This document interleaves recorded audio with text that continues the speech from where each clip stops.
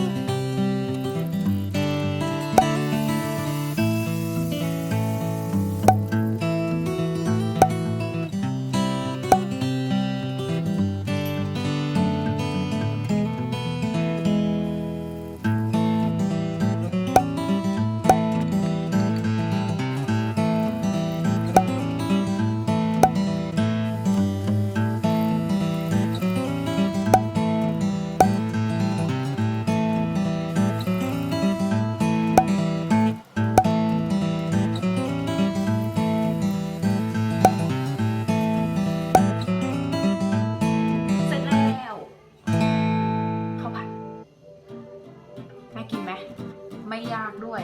มีอะไรใส่ลงไปได้เลยของในตู้เย็นเราผักเนื้อสัตว์ต่างๆรวมเข้าไปได้เป็นข้าวผัดแบบนี้นะง่ายๆไม่ต้องออกไปเสี่ยงโรคข้างนอกนักเรียนยังไงก็ดูแลตัวเองรักษาสุขภาพสวมแมสแล้วก็ล้างมือบ่อยๆนะคะสำหรับวันนี้ Goodbye see you later Do you want to have it?